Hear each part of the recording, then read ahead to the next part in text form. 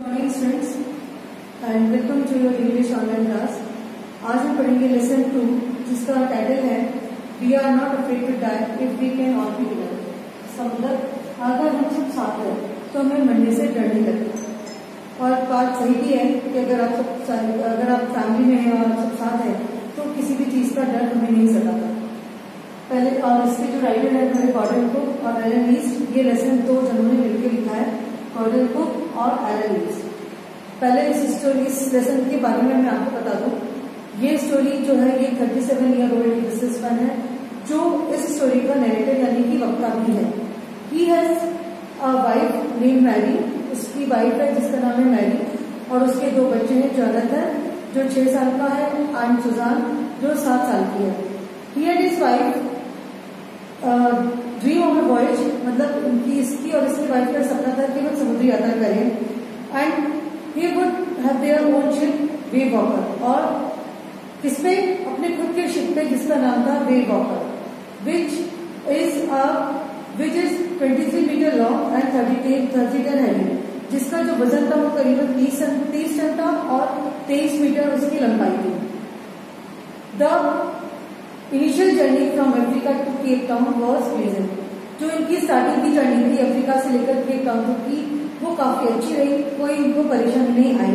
लेकिन जैसे जैसे ईस्ट की तरफ मुड़े इनको कई ज्यादा इन्होंने वहां पर दो बोटमैन को हायर किया, यानी 2 बोटमैन अपने साथ रखे, और आगे जाकर इनके साथ ये समस्या आई कि इनके सामने ये क्वेश्चन सामने आया कि क्या ये जिंदा रह पाएंगे या नहीं। In July 1976, my wife Mary, son Jonathan 6, daughter Suzanne 7, and I sailed from Plymouth, England to duplicate the round-the-world voyage made 200 years earlier by Captain James Cook.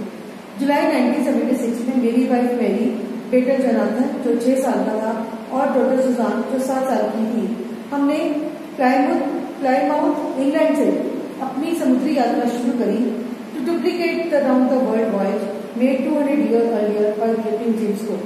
उस डुप्लीकेट द मीन्स उसको दोबारा करने की, उस समुद्री यात्रा को दोबारा करने की जिसे करीबन 200 साल पहले कैप्टन जेम्स कुक ने किया था। For the longest time Mary and I, a 37-year-old businessman, had dreamed of sailing in the way of the famous explorer।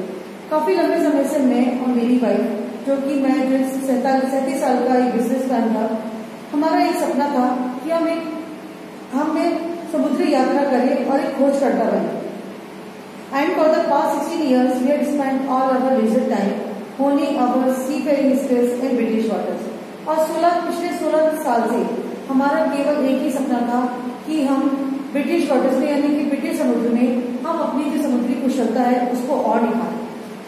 Our boat Wave Walker a 23 metre 30 ton wooden hull beauty had been professionally built। हमारी boat जिसका नाम wave walker था जो 23 metre लंबी और 30 ton जो लकड़ी की बनी हुई थी, काफी सुंदर थी, had been professionally built। उसको हमने समुद्री यात्रा के लिए तैयार किया था। And we had spent months fitting it out and testing it in the roughest weather we could find। और हमने कई महीने उसको तैयार करने में, साथ ही साथ जो सबसे खराब वेदर है उसमें टेस्ट करने में कि वो बोट उसमें काम कर पाएगी या नहीं, उसमें निकाल दिए।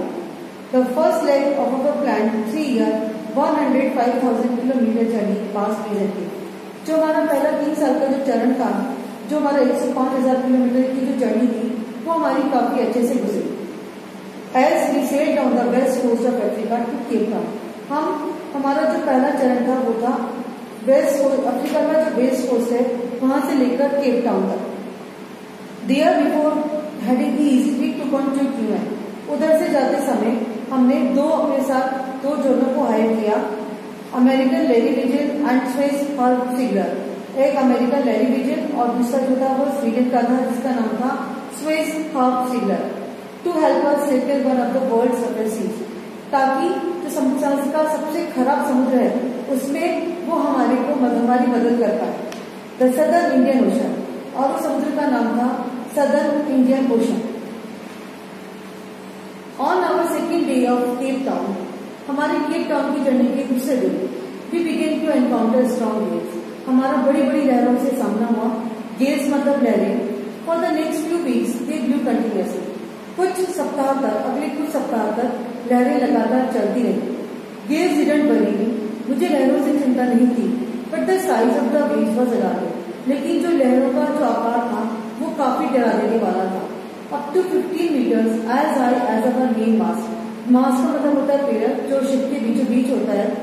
उसकी जो लहरों की जो ऊंचाई थी वो 15 मीटर थी, जितना हमारा उस शिप का पिलर था। December 25 found us 3,500 kilometers east of Cape Town. 25 दिसंबर तक हम केप टाउन के ईस्ट यानी कि 3,500 किलोमीटर की जर्नी हम कर चुके थे। Despite atrocious weather, we had a wonderful holiday complete with the Christmas tree. Atrocious खराब मौसम के बावजूद हमने हमारा क्रिसमस ट्री के साथ अपनी हॉलिडे कंप्लीट करी, यानी कि हमने क्रिसमस ट्री लगाया। New Year's Day so no improvement in the weather, लेकिन नया साल तक आते आते हमें मौसम में कोई परिवर्तन नजर नहीं आया। But we reason that it had to change soon, लेकिन हमने सोचा कि ये जरूर बदलेगा। And it didn't change for the worse, बदला लेकिन मौसम पहले से भी ज्यादा खराब हो गया। At dawn on January 2 the waves were gigantic. जनवरी 2 की सुबह जो लहरें थी वो और ज्यादा विशाल हो गई। We were sailing with only a storm with small storm jib. हमारे पास केवल एक छोटा सा जहाज का नुकीला हिस्सा था। And were still making 8 knots, और अभी भी हमारी जो जर्नी थी 8 knots मतलब करीबन 14 किलोमीटर पर घंटे की थी। As the ship rose to the top of each wave, we could see endless enormous seas rolling towards us. जैसे जैसे हमारा जहाज किसी लहर की ऊंचाई पर पहुंचता, we could see endless enormous seas rolling towards us. हमें लगता कि जाने कितने सारे महासागर लगातार हमारी तरफ बढ़ते आ रहे हैं। And the screaming of the wind and spray was painful to the ears. साथ ही साथ उस हवा की आवाज और पानी की बौछारें हमारे कानों के लिए बहुत ज्यादा दुखदायी थी। To slow the boat down we stop the storm jib. हमने बोट की स्पीड को कम करने के लिए जो हमारी स्टॉर्म जिप थी उसको हमने नीचे डाल दिया, यानी कि जो नुकीला हिस्सा होता है जो किसी चीज को रोकने के काम आता है। And let's heavy Muri rope in A loop across the star, और हमने इसका मतलब जो जहाज का पीछे का हिस्सा होता है हमने उसमें एक बहुत मोटी रस्सी उसकी लूप में फंसा दी।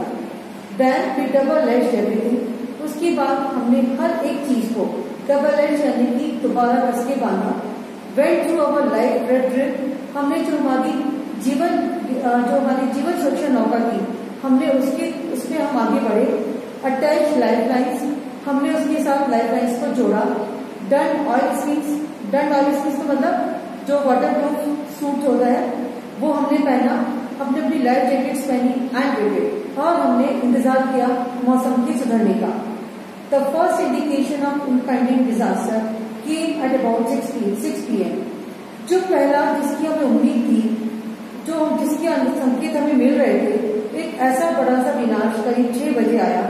विद एन ओमिनस साइलेंस, एक अजीब सी शांति के साथ। ओमिनस साइलेंस मीन्स अजीब सी शांति। द विंड ड्रॉप, अब हवा की जो रफ्तार थी वो कम हो चुकी थी। And the sky immediately grew dark, और जो आकाश था वो एकदम से अंधेर, वो बादल जो थे एकदम से काले हो गए थे। Then came a growing roar and an enormous cloud towered of the ship. तभी अचानक से एक गर्जन हुई and enormous cloud towered of the ship, और एक बड़ा सा बादल हमको शिप की तरफ बढ़ता हुआ दिखाई दिया। Towered up means उसकी तरफ बढ़ता हुआ। Then with horror I realized that it was not a cloud. अचानक से मैं डरा और मुझे ये महसूस हुआ कि वो कोई बादल नहीं था, but a wave like to other I had ever seen, बल्कि एक ऐसी लहर थी जिसे मैंने पहले कभी नहीं देखा था। It appeared perfectly vertical and almost twice the height of the other waves. ये लहर बिल्कुल सीधी थी और बाकी जो दूसरी लहरें थी उनसे डबल इसकी हाइट थी। With a frightful breaking crest, और इसकी जो आवाज थी उसने हमारे जहाज के पीछे के हिस्से को जहाज को तोड़ दिया था। The roar increase to a thunder, जो गर्जना थी वो एकदम से और ज्यादा बढ़ गई। As the stern move the face of the wave, stern means जहाज का पीछे का जो भाग था वो लहर ने ऊपर कर दिया था। And for the moment I thought we might ride over it, कुछ समय के लिए तो मुझे ऐसा लगा कि शायद ये लहरें हमारे ऊपर से निकल जाएंगी, but then a tremendous explosion shook the deck. लेकिन तभी एक भयंकर सा विस्फोट हुआ और उसने शिप को हिलाकर रख दिया। A torrent of green and white water broke over the ship. Green and white water यानी कि समुद्री पानी, जो भयंकर समुद्री पानी, जो समुद्री तूफान था, ब्रोक ओवर द शिप, वो समुद्र की वो हमारे जहाज के ऊपर तक आ चुका था। My heart smashed into the wheel. मेरा जो सिर था वो व्हील से जाकर टकराया। And I was aware of flying overboard and sinking below the waves. और मुझे ऐसा लग रहा था कि जैसे मैं जहाज के ऊपर मैं किसी पानी के ऊपर तैर रहा हूँ, जैसे कि मैं शिप के ऊपर तैर रहा हूँ, and sinking below the waves, और मैं लहरों के नीचे डूबता हुआ जा रहा हूँ। I accepted my approaching death. मैंने अपनी बढ़ती हुई, जो मेरे पास जो नजदीक आती जा रही थी मेरी मृत्यु, उसको मैं स्वीकार कर चुका था। And I was losing consciousness, I felt quite peaceful. जैसे जैसे मेरा होश धीरे धीरे कम हो रहा था, मुझे बहुत ज्यादा शांति महसूस हो रही थी।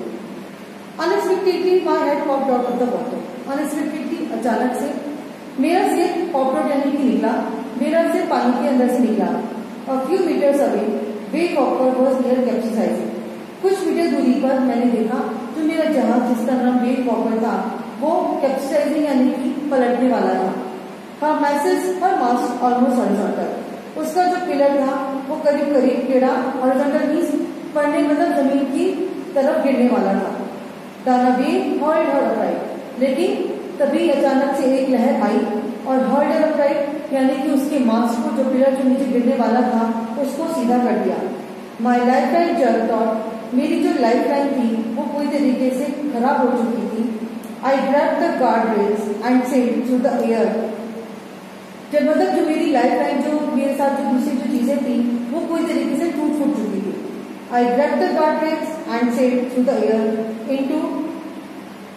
Into wave walkers main boat. मैंने जैसे तैसे करके जो शिप की जो रेलिंग होती है, जो उसको प्रोटेक्ट करती है, जो उसकी सुरक्षा करती है, उसको मैंने पकड़ा। And sailed through the air into wave walkers main boat. अब तैरते तैरते मैं वेव वॉकर के मेन हिस्से में, जहाँ पर कि ड्राइवर बैठता है, वहां पर मैं पहुंचा। Subsequent waves tossed me around the deck like a rag doll. Subsequent waves, जो लगातार आती वाली लहरें थी, उसने मुझे इस तरीके से टॉस मीन्स पटक पटक कर इस तरीके से कर दिया था जैसे कि कोई कपड़े की गुड़िया हो। My left हिप्स correct right. मेरा जो लेफ्ट जो पार्ट था, मेरी जो बॉडी का लेफ्ट हिस्सा था, वो टूट चुका था। My mouth filled with blood and broken teeth. मेरा जो मुंह था वो खून से भर चुका था और जो दांत थे वो टूट चुके थे। Somehow I found the wheel. कैसे न कैसे करके मैंने व्हील को ढूंढा। लाइट अप द स्टर्न, जो हिस्सा पीछे का ऊपर उठ गया था, उसको मैंने सीधा किया। लाइट अप का मतलब सीधा करना। For the next wave and हम ऑन, ताकि अगली लहर का मैं सामना कर सकूं, और मैं उस पर चढ़कर बैठ गया। उससे मैं लटका रहा। Water water everywhere. हर तरफ पानी पानी था। I could feel that the ship had water below, but I dared not abandon the wheel to investigate. मुझे महसूस हो रहा था कि जहाज के नीचे कहीं पानी है, लेकिन मेरे दिल हिम्मत नहीं थी कि मैं उस व्हील को छोड़कर, व्हील मतलब वो पहिया जिससे शिप को चलाया जाता है, अबैंडन मीन्स छोड़ना, कि मैं उस पहिए को छोड़कर ये जांच करने के लिए जाऊं कि पानी कहाँ से आ रहा है। Suddenly the front hatch was thrown open. Hatch का मतलब दरवाजा। जो आगे का जो दरवाजा था, जो दो हिस्सों में डिवाइड होता है शिप का, वो खुला एंड मैरी अपीयर। और मेरे सामने मेरी वाइफ आई, बोली वी आर स्ट्राइकिंग, हम वी आर सिंकिंग, हम डूब रहे हैं। She screamed the decks are smashed, we are full of water, कि हमारे जहाज टूट चुके हैं। We are full of water, हम पानी से भर गए हैं। Take the wheel, I shouted as I scrambled for the hatch. मैं जैसे तैसे करके दरवाजे की तरफ पहुंचा और मैंने उसको चिल्लाकर कहा, व्हील को पकड़ो। Larry and Hub were pumping like madman. Larry और हब, जो दो ह्यूमन थे, जो मेरे साथ मैंने जिनको हायर किया था अपने बीच रास्ते में, पंपिंग लाइक मैडमैन, वो पागलों की तरह से उस जहाज में से पानी को निकाल रहे थे। पंपिंग मीन्स पानी को निकालना। ब्रोकन टिम्बर्स हंग एट क्रेजी एंगल्स। जो टूटे फूटे जो लकड़ी के टुकड़े थे वो अलग अलग आकृतियों में बिखरे हुए थे। The whole starboard size poised towards. जो पूरा जहाज था वो ऊपर पूरी अंदर की तरफ घुस चुका था। Clothes, crockery, charts, things and toys sloshed out in deep water. कपड़े, क्रॉकरी, चार्ट, थिंग, ये सब जितनी भी चीजें थी स्लॉश मीन्स तैर रही थी गहरे पानी में। I half swam half crawled into the children's cabin. मैं कुछ तैरता हुआ कुछ रेंगता हुआ मैं बच्चों के केबिन में पहुंचा। Are you all right? I asked. मैंने उनसे पूछा, क्या तुम सब ओके हो? Yes they answered from an upper part. उन्होंने ऊपर के हिस्से में, जो शिप का ऊपर का हिस्सा होता है, उसमें से आंसर दिया, हाँ हम ठीक हैं। But my head hurts a bit, said Sue.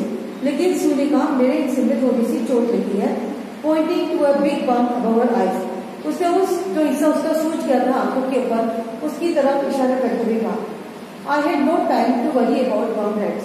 लेकिन मेरे पास इतना समय नहीं था कि जो चोट लगी है या जिस सिर में सूजन आई है उसके बारे में मैं चिंता करूं। After finding a hammer, screws and canvas, I struggled back on deck. वापस अपना हथौड़ा और स्क्रू कैनवस लेकर मैं वापस डेक को ठीक करने में, जो जहाज टूट चुका था उसको ठीक करने में मैं मेहनत करने लगा। With the starboard side batch open, जो स्टारबोर्ड जो आगे का हिस्सा था जहाज का, बैच ओपन मीन्स पूरी तरीके से खुल चुका था। We were taking water with each wave. हर लहर के साथ पानी अंदर आ रहा था। दैट ब्रोक ओवर अस, जिससे हमें पूरी तरीके से तोड़ दिया था। If I couldn't make some repairs we would surely sink. और मुझे ऐसा लग रहा था कि अगर मैंने कुछ भी मरम्मत नहीं करी तो ये पक्का है कि हम डूब जाएंगे। Somehow I managed to stretch canvas and secure waterproof hatch covers across the cabin holes. किसी न किसी तरीके से मैनेज कर मैंने कैनवस यानी कपड़े को फैलाया और वाटरप्रूफ कवर्स जो जहाँ पे बड़े बड़े जो छेद हो गए थे उनको वहां पर मैंने लगाया। Some water continued to stream below. कुछ पानी धीरे धीरे नीचे से निकल रहा था, but most of it was now being reflected over the side. लेकिन अभी भी काफी सारा पानी निकलना बाकी था। More problems arose when our hand pump started to block up with the debris floated around the cables and the electric pump short circuited.